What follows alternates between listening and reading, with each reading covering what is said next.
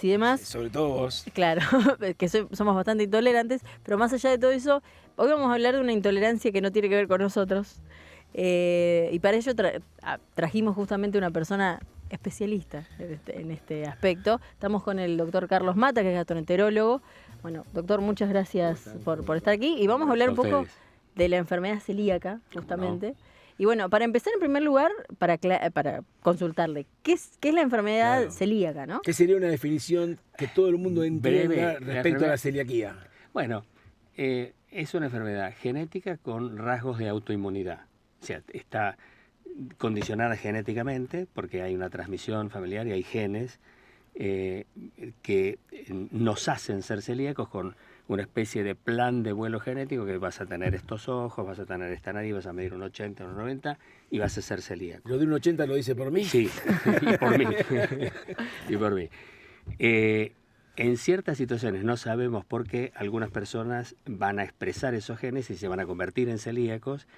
Digamos, en todo el espectro de presentaciones posibles de la enfermedad celíaca, que no es solamente la diarrea, porque hay enfermedad celíaca, podríamos decir, para regalar, porque hay síntomas y signos que no son nada digestivos. Hay enfermedades de la piel, enfermedades neurológicas, epilepsia, diabetes tipo 1, cardiomiopatía dilatada y un montón de todos esos pueden ser datos de que una menopausia precoz en una familia, una mujer, puede ser el único signo de enfermedad celíaca.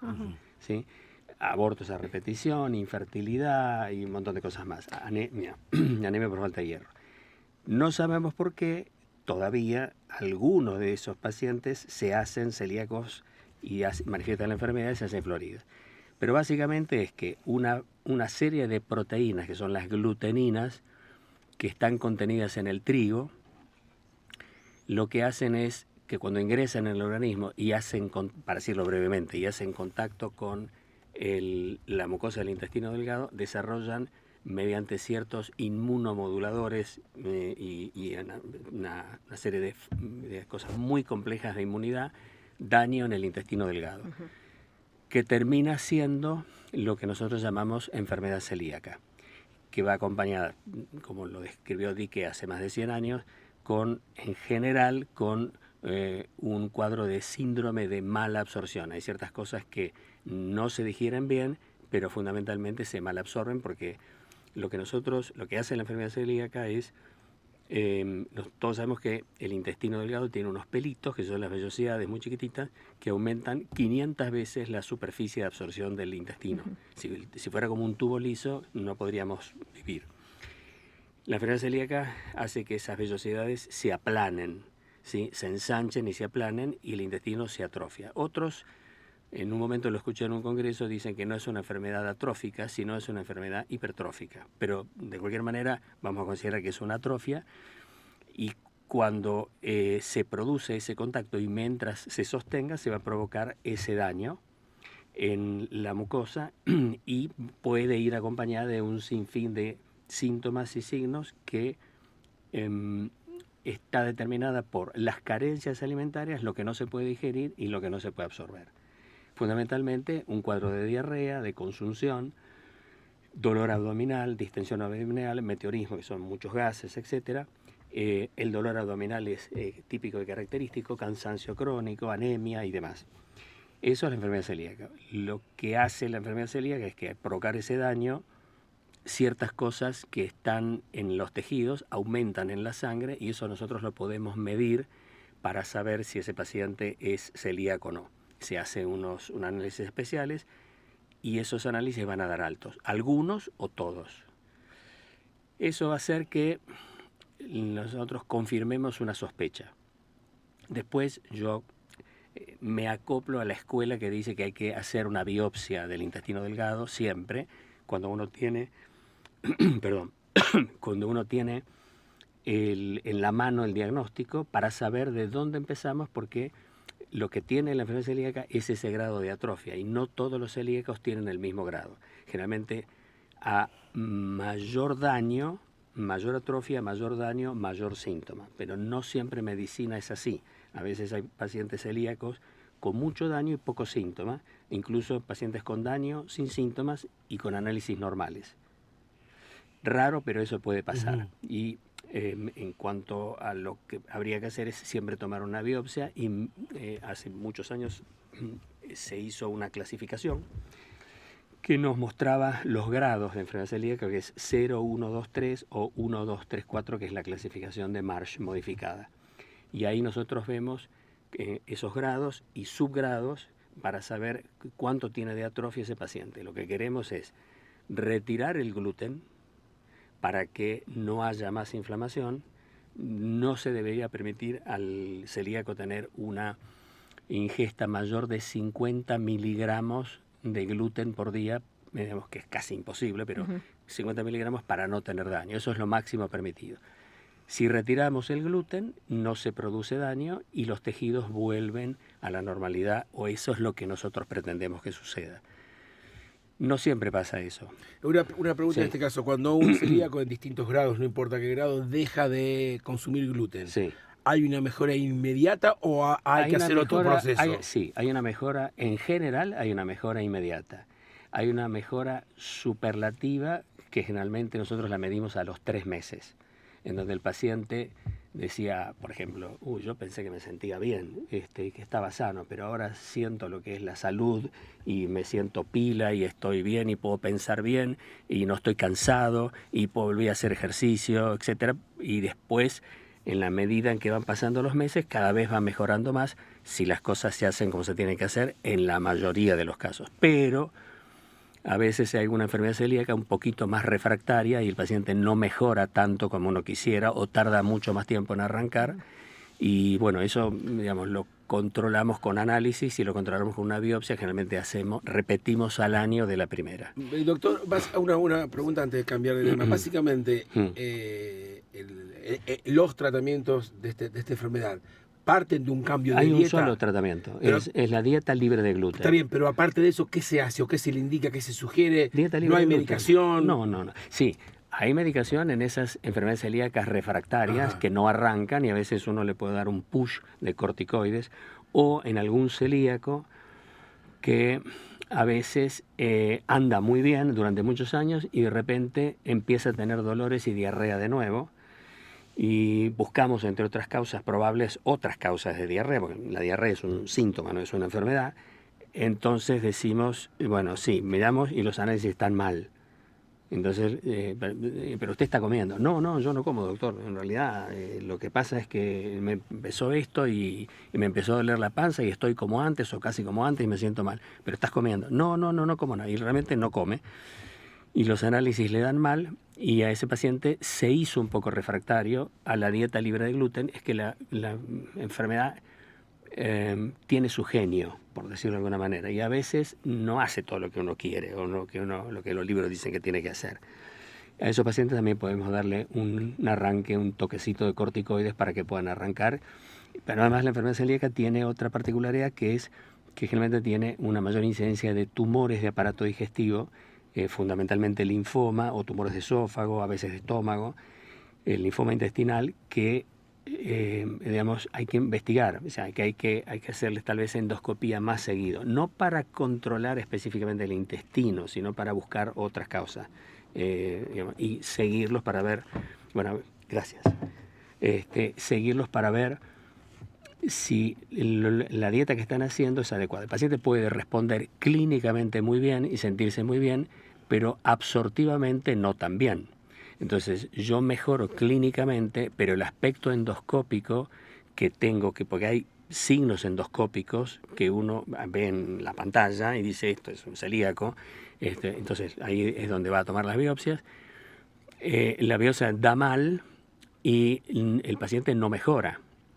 No mejora porque puede tardar años en mejorar, incluso puede tener un estadio 3C o 4 y va a pasar haciendo dieta y todo 5 años después a un estadio 2 y nunca sale de eso y se queda como está. Se siente bien, pero siempre tiene algún déficit y nunca termina de mejorar endoscópicamente ni anatomopatológicamente. O sea, lo que uno puede ver en el microscopio siempre tiene un poquito de atrofia. Los primeros 2 grados que se ven al microscopio son grados inflamatorios.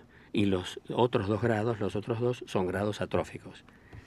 ¿Y cuáles son las principales diferencias entre la celiaquía, la intolerancia al gluten y quizás una alergia, si es que existe, ¿no? La alergia se media a través de proteínas siempre, porque muchos pacientes que vienen con alergia y comen harina y se sienten mal, uno piensa que es un celíaco. No todo paciente que le cae mal la harina es un celíaco. Pero así como hay alergia a la proteína de huevo, a la proteína del pescado, a la proteína de la leche, hay alergia a la proteína de trigo. Entonces ese paciente cuando coma, va a ser como, en los chicos es muy notorio esto, en los infantes, van a tener diarrea. Y van a tener dolor abdominal, van a perder peso, etcétera, y es un celíaco. No, es un alérgico. Le sacamos eso y el paciente mejora. Se puede hacer análisis de sangre y análisis en piel, y se puede medir con un alergista que si ese paciente es alérgico a la proteína de trigo o no. Y a otras cosas, porque hay otros, puede ir junto con otros, alergenos, con otros alergias que sean alergias de expresión digestiva. Además, la alergia siempre se va a manifestar en donde haya epitelios. Va a ser en la piel, se va a tener urticaria, va a tener ronchas, va a tener un sarpullido en la nariz, se le va a colar se le va a cerrar la garganta, va a tener tos, se le va a cerrar el pecho, en los ojos, se le hinchan los ojos, etc. Donde haya un epitelio, y el aparato digestivo tiene un montón de epitelio. Entonces, esa alergia que algunos la traducen en la piel, otros la traducen en el interior con síntomas, con dolor, diarrea y demás. Doctor, en el caso de un celíaco grave, digamos, ¿en qué medida la enfermedad complica una vida normal o qué debería ser un celíaco grave para tratar de vivir lo más normalmente posible? Dejar de comer gluten. No, supongamos que una vez que lo hizo y la está peleando. Si lo hizo y lo está peleando, ese paciente, si hace la dieta y realmente hace la dieta, lo evaluamos, como dijimos antes, a los 3 meses. Hay grados serios. En la enfermedad celíaca no todo responde igual. Hay pacientes celíacos que son celíacos toda la vida, comen un poquitito así o 2 tostaditas por día, se les hincha un poquito la panza, tienen algunos gases, a veces un poquito de dolor, se sienten pesados y ya está. Y hace 30 años que son celíacos y no lo saben. Y otros pacientes que son celíacos entran a una panadería, respiran el polvo de harina y hacen una tormenta celíaca que los lleva a internarse. ¿Y eso puede suceder? Sí, es raro, pero puede suceder. Mire usted. Sí, puede suceder. Pero porque no hace falta, si vos instilás gluten en el recto o lo respirás, vos ya estás como sensibilizado y siendo celíaco y podés tener una respuesta fuera, porque es inmunomodulado, o sea, viene a través de ciertas cosas de autoinmunidad y de inmunidad, y eso está circulando en la sangre. Si esas cosas pasan por pulmón o pasan al recto, aunque el recto no es intestino delgado, la respuesta puede alterar, la respuesta que tiene el paciente frente a la instilación de esas gotas de gluten en el recto también puede hacer que tenga esa respuesta como si fuera de intestino delgado. ¿Y hay otros productos, podríamos decir, que también contengan gluten? Porque, por ejemplo, hay pastas dentales que tienen la etiqueta que dice y hay que mirarlo todo. Argentina tiene una muy buena, podríamos decir, un muy buen control y listados muy importantes que pocos países lo tienen, en Europa también. Argentina lo tiene, cada 2 meses más o menos se hace, si uno busca en ACELA, la Asociación Celíaca Argentina, hay un listado y ahí están los alimentos y las cosas que entran, o sea, que se les da de alta porque se pueden ingerir o que se les da de baja porque no se puede ingerir porque se le ha descubierto gluten. Hay controles muy buenos. En realidad, habría que seguir eso. Pero sí, en muchas cosas puede tener, o sea, fundamentalmente alimentos. En Argentina el fiambre puede tener, el dulce de leche repostero tiene harina para hacerlo, se usa como espesante en vez del agar-agar, se lo hace más barato, claro, está todo contaminado. ¿Y hay es una enfermedad que viene en aumento o quizás es algo que ahora se escucha más? Yo creo que es un poco de las dos cosas. A mí me parece que se busca mejor y se diagnostica mejor. Antes, hace 20 años, había un celíaco cada 1000, ahora hay un celíaco cada 100, ¿sí? Que es bastante. Pero muy probablemente se incorporaron a esos diagnósticos de celiaquía estos pacientes que, claro, antes era una epilepsia y tenía calcificaciones cerebrales y era una epilepsia, no era una celiaquía. Los abortos a repetición sin síntomas digestivos eran abortos a repetición y se los buscaba o se los estudiaba ginecológicamente o ginecobstétricamente. Una diabetes tipo 1 en una familia donde la diabetes no existe, en un niño de 5 años, 6 años, es una manifestación de celiaquía. Son enfermedades autoinmunes asociadas. Entonces, si se busca mejor y se buscan los anticuerpos, probablemente ese chico tenga... Entonces, ahí entran a tallar, se incorporan al listado de celíacos otros pacientes celíacos que no tienen síntomas digestivos. Entonces, hay mucha cantidad o más cantidad de gente. A mí no me gusta ser absoluto, creo que uno tiene que tener la mente abierta y tener la posibilidad de valorar todo, pero hay que hacer estudios multicéntricos y buscarlos todos. Yo creo que sí, que aumentó, pero pues también aumentó la posibilidad de la mejora diagnóstica. Algunas obras sociales, por ejemplo, no cubren el diagnóstico de enfermedad celíaca mediante ciertos análisis o no los cubren todos, y entonces ese paciente no los puede hacer, porque por ahí son muy caros. Entonces se queda en ascuas y el estudio no sé, y le traje este análisis y el otro, pero pasa lo siguiente. Las cosas que nosotros tenemos que pedir en el laboratorio son unas proteínas que circulan en sangre, se llaman inmunoglobulinas, y esas inmunoglobulinas hay de muchos tipos, 5 tipos. Pero las dos que pedimos son inmunoglobulina A, que es la inmunoglobulina secretoria, que es la que está en todos los mocos y en todas las mucosas del organismo, y la inmunoglobulina G. A veces yo puedo pedir, por ejemplo, un anticuerpo que se llama antitransglutaminasa, que va a ser un diagnóstico, o antiendomicio, y eso uno me puede dar positivo y el otro puede dar negativo o dudoso. Si me cubren uno y me cubren este y yo solo puedo hacer este y este me da negativo, me dices es negativo. No, por ahí no lo es. Otra cosa que puede pasar es que haya una disminución genética de inmunoglobulina A. La inmunoglobulina total puede ser baja. Entonces, si yo lo estimulo al paciente con gluten para que reaccione, como mi nivel básico de inmunoglobulina es bajo o más bajo de lo normal, me va a dar negativo siempre. Otra cosa es para ese paciente que aprendió que las harinas le hacen mal. Entonces, yo cada vez que voy a la casa de mi suegra y me como 2 platos de cosas, termino en el baño y tengo una explosión. Salí con las chicas el viernes a comer una porción de pizza, todas comieron lo mismo y yo a las 4 de la mañana estaba con una diarrea que no podía más y la panza así.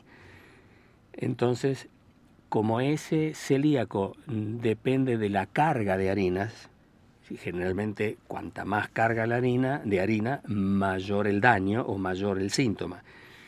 Entonces ese paciente no puede manejar ese quantum de gluten y va a estallar y va a tener la diarrea. Se va y claro, ya el gluten ya no está más.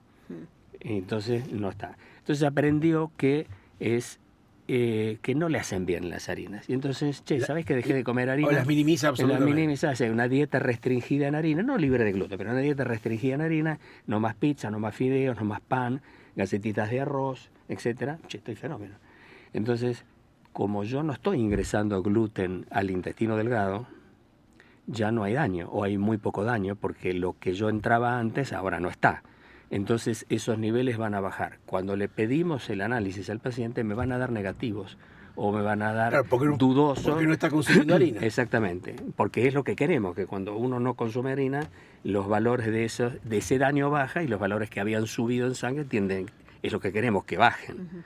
Doctor, ¿en qué momento de los últimos 20, 25, 30 años empezó a estudiar más seriamente la celiaquía y a diagnosticarla? ¿En qué momento entró a formar parte del catálogo de enfermedades, por ejemplo? Hace 20 años, un poco más, tal vez cuando aparecieron los primeros anticuerpos para poder diagnosticar. Porque antes, cuando yo empecé a estudiar, la única manera cuando no había endoscopía, la única manera de tomar una muestra de intestino delgado era una cosa que se llamaba cápsula de Bolt, que era como una cápsula así, que tenía como 3 centímetros, metálica, y que el paciente, joven, niño o adulto, se tenía que tragar, y eso estaba con un cordel duro adentro, que tenía un alambre, y cuando se lo seguía con radiología. Entonces entraba, y cuando sacaban las fotos, con las radiografías, ya se sabía que había entrado en el intestino delgado, y entonces con el accionar de una palanquita, eso se abría, succionaba la mucosa, y con una cizalla cortaba